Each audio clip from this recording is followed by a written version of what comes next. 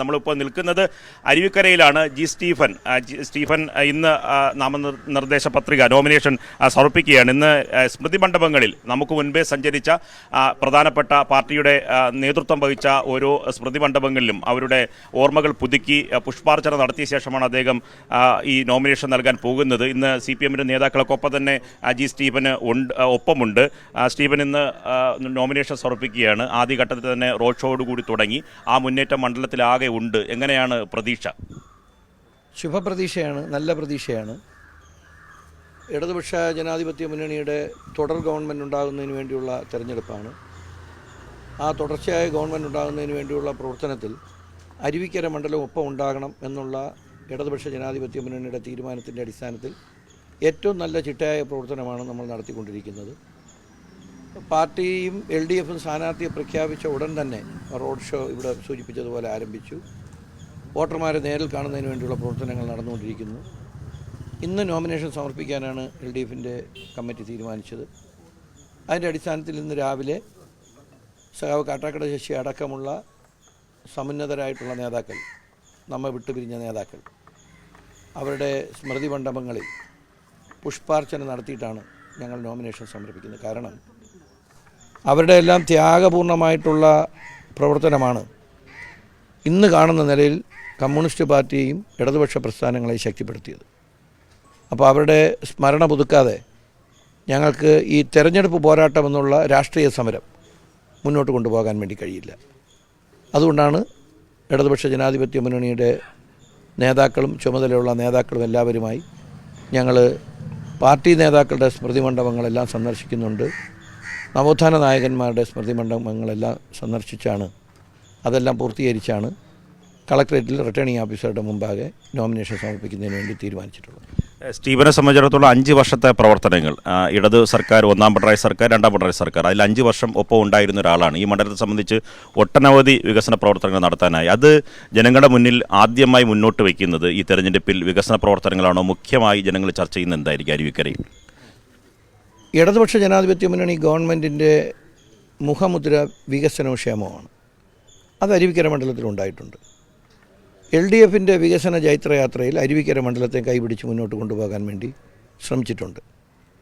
കഴിഞ്ഞ തെരഞ്ഞെടുപ്പിൽ 2021 നടന്ന 15ാം നിയമസഭയിലേക്കുള്ള തെരഞ്ഞെടുപ്പിൽ അരുവിക്കര മണ്ഡലത്തിലെ ഇടതുപക്ഷ ജനാധിപത്യ മുന്നണിയുടെ കമ്മിറ്റി എന്തൊക്കെയാണോ ജനങ്ങളുടെ മുന്നിൽ അവതരിപ്പിച്ചത്, ആ അവതരിപ്പിച്ച വിഷയങ്ങളിൽ ഒട്ടുമുക്കാൽ കാര്യങ്ങൾക്കും, 100% ഞാൻ അവകാശപ്പെടുന്നില്ല, ഏകദേശം ഒട്ടുമുക്കാൽ കാര്യങ്ങൾക്കും പരിഹാരം കാണാൻ വേണ്ടി കഴിഞ്ഞു എന്നുള്ള ആത്മവിശ്വാസത്തിലാണ് ഞങ്ങൾ ഈ 16ാം നിയമസഭയിലേക്കുള്ള തെരഞ്ഞെടുപ്പിനെ നേരിടുന്നത്.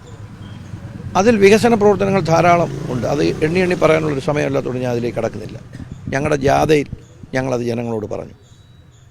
ഞങ്ങളുടെ ഈ സ്ഥാനാർത്ഥി പ്രഖ്യാപനം തൊട്ടിങ്ങോട്ടുള്ള കൺവെൻഷനുകൾ, LDFിൻ്റെ സംസ്ഥാന ജാഥ, LDFിൻ്റെ മണ്ഡല വികസന ജാഥ, ഇതിലെല്ലാം കാണുന്ന വലിയ ജനപങ്കാളിത്തം ഈ മണ്ഡലം ആഗ്രഹിക്കുന്ന നിലയിൽ LDF ഗവൺമെൻറ്റിനും LDFിൻ്റെ MLAയ്ക്കും പ്രവർത്തിക്കാൻ വേണ്ടി കഴിഞ്ഞു എന്നുള്ള ആത്മവിശ്വാസം ജനങ്ങളിൽ വന്നതുകൊണ്ടാണ് ജനങ്ങൾ ഈ നിലയിൽ ഈ തെരഞ്ഞെടുപ്പിനെ സഹായിക്കുന്നതെന്നാണ് നമുക്ക് മനസ്സിലാക്കാൻ വേണ്ടി കഴിഞ്ഞിട്ടുള്ളത്. ഈ അരുവിക്കര മണ്ഡലത്തെ സംബന്ധിച്ചിടത്തോളം BJP കോൺഗ്രസ് ഡീല് ഇപ്പോൾ തന്നെ ചർച്ചയായിട്ടുണ്ട്. എതിർ സ്ഥാനാർത്ഥിയുടെ പേര് ഞാൻ പറയുന്നില്ല. 2:1 എന്ന തരത്തിൽ 2 ഇടങ്ങളിൽ കോൺഗ്രസിന് BJP വോട്ട് ചെയ്യുക, തിരിച്ച് അങ്ങോട്ട് നേമത്ത് രാജീവ് ചന്ദ്രശേഖരന് അനുകൂലമായി കോൺഗ്രസിൻ്റെ വോട്ട് BJPയിലേക്ക് മാറി ചെയ്യുക. അങ്ങനെ ഒരു ഒത്തുതീർപ്പ് പരസ്പരമായിട്ടുള്ള ധാരണ ഉണ്ടായിട്ടുണ്ടെന്ന് യൂത്ത് കോൺഗ്രസിൻ്റെ സംസ്ഥാന വൈസ് പ്രസിഡൻ്റായിട്ടുള്ള NS നുസൂർ തന്നെ ആ ഡീലിനെ സംബന്ധിച്ച് കഴിഞ്ഞ ദിവസം പറഞ്ഞതാണ്. അപ്പോൾ അങ്ങനെയാണ് അങ്ങനെ കൂടി ചർച്ചയാവുന്നൊരു മണ്ഡലമാണ് അരുവിക്കരയിൽ.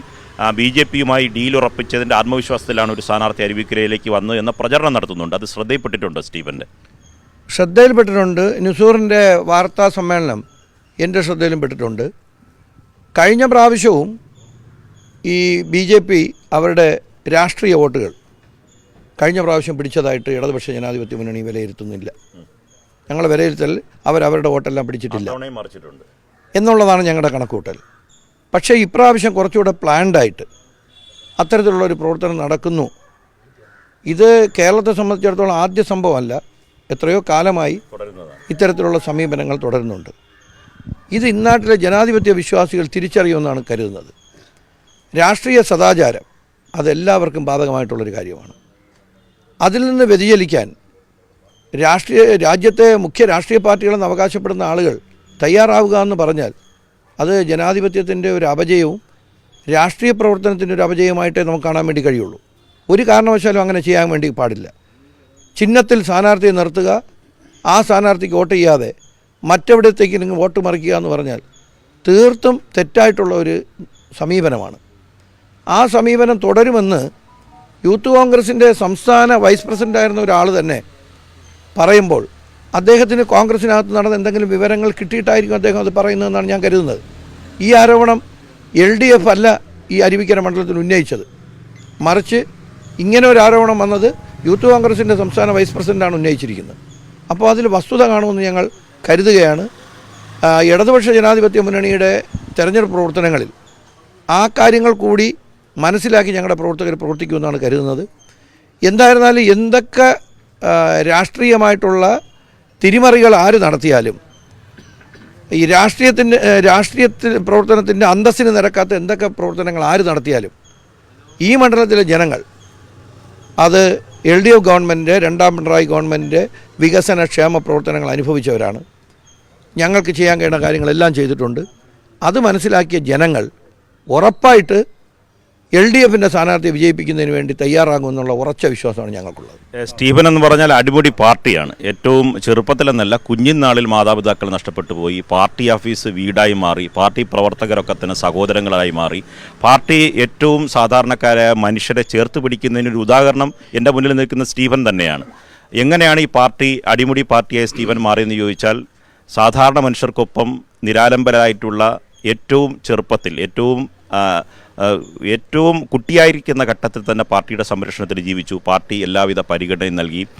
ഇതൊരു ഉദാഹരണമാണ് സമൂഹത്തെ സംബന്ധിച്ചിടത്തോളം ഈ പാർട്ടി എങ്ങനെയാണ് ഒരു മനുഷ്യരെ ചേർത്ത് പിടിക്കുന്നത്, കൈപിടിച്ച് കോർത്ത് പിടിച്ച് കൊണ്ടുപോകുന്നതിൻ്റെ ഉദാഹരണമാണ്.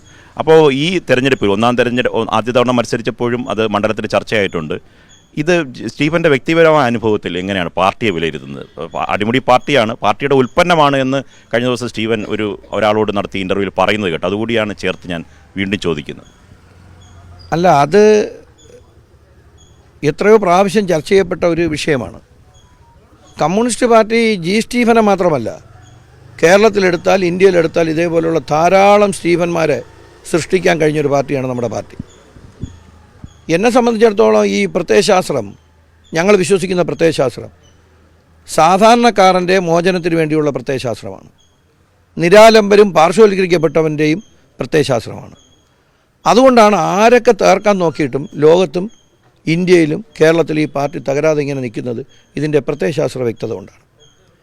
എന്നെ സംബന്ധിച്ചിടത്തോളം ഞാൻ എന്താണോ അത് കമ്മ്യൂണിസ്റ്റ് പാർട്ടി ഉണ്ടാക്കി തന്നതാണ്.